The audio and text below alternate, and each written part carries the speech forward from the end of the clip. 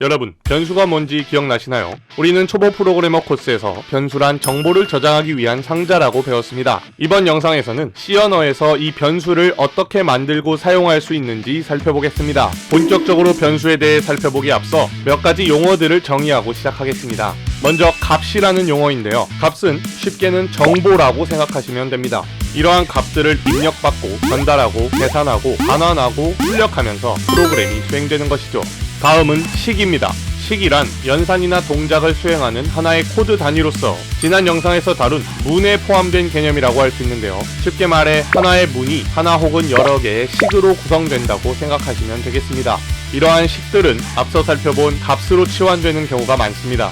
즉, 식이 연산이나 동작을 수행하고 나면 그 식이 있던 자리가 특정 값으로 대체되는 것입니다. 물론 모든 식이 그렇지는 않습니다. 이렇게 해서 문과 식 그리고 값이라는 용어를 살펴보았는데요. 별것 아니라고 느끼실 수도 있지만 용어의 의미는 개념에 대한 이해와 직결되는 부분이기에 정확하게 기억하시는 것이 중요합니다.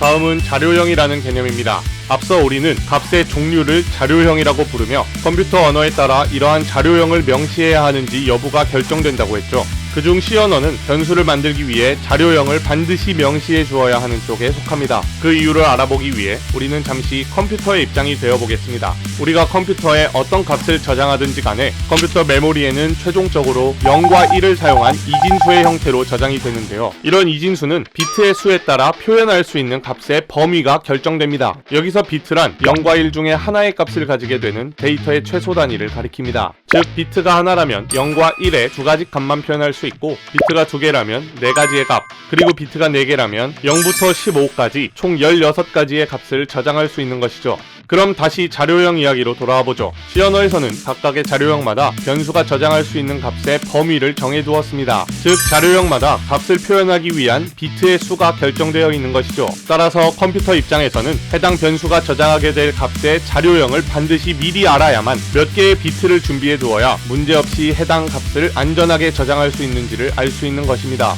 그럼 C 언어의 기본 자료형들을 살펴보도록 하겠습니다. 그 전에 자료형에서는 비트 대신 8비트를 하나로 하는 바이트라는 단위를 사용합니다. 먼저 정수는 int라는 자료형으로 저장되며 4바이트, 즉 32비트로 화면에 보이는 범위 내의 정수값들을 저장할 수 있습니다.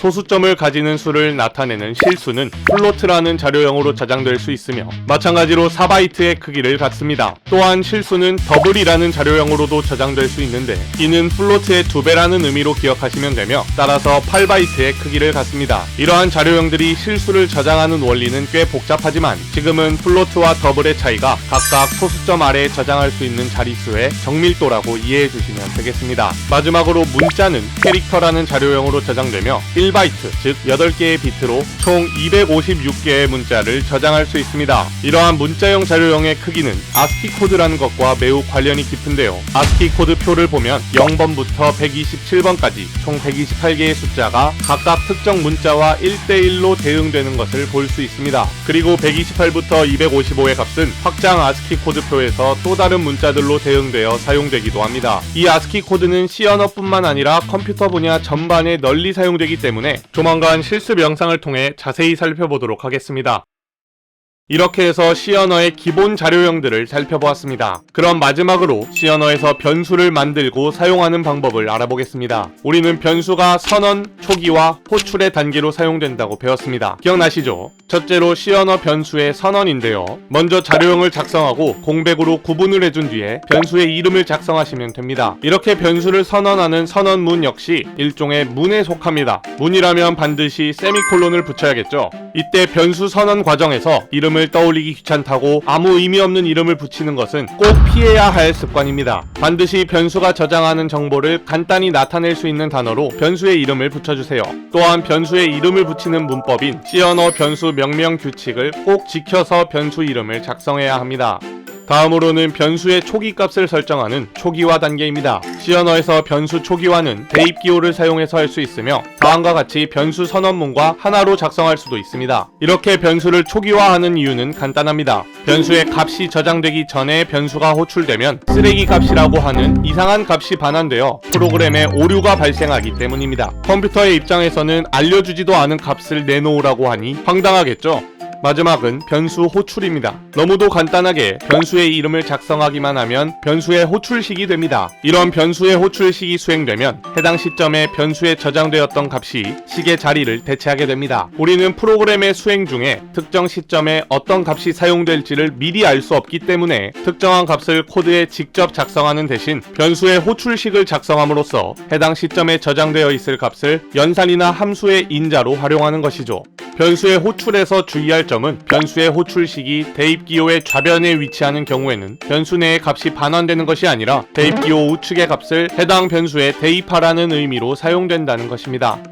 그럼 마지막으로 우리의 메인 프로젝트인 성적 조회 시스템을 열어서 오늘 배운 변수의 개념들을 코드에 추가해 보겠습니다. 우선 변수를 여러 개 선언해 보도록 하겠습니다. 인트형으로 수업의 수강학기를 저장할 변수 텀을, 플로트형으로 해당 수업의 평점을 저장할 변수 스코어를, 마지막으로는 캐릭터형으로 해당 수업의 등급을 저장할 그레이드 변수를 만들겠습니다. 사실상 평점과 등급은 표현 방식만 다르지 같은 정보를 담고 있는 변수죠. 하지만 지금은 연습을 위해 둘을 별도의 변수로 만들어 보았습니다. 변수에 저장된 값들을 출력시켜 테스트해보기 위해 기존의 코드는 잠시 추석 처리를 하도록 합니다. 다음과 같이 코드를 작성하시면 printf라는 함수를 이용해서 변수에 저장된 값들을 출력해 확인해 볼 수 있습니다. printf 함수에 대한 자세한 내용은 입출력 영상에서 다시 한번 설명드리니 일단 오늘은 변수에 관한 내용만 잘 기억해 주세요. 그럼 실습 영상을 통해 C 언어 변수에 대해 좀 더 알아보도록 하죠.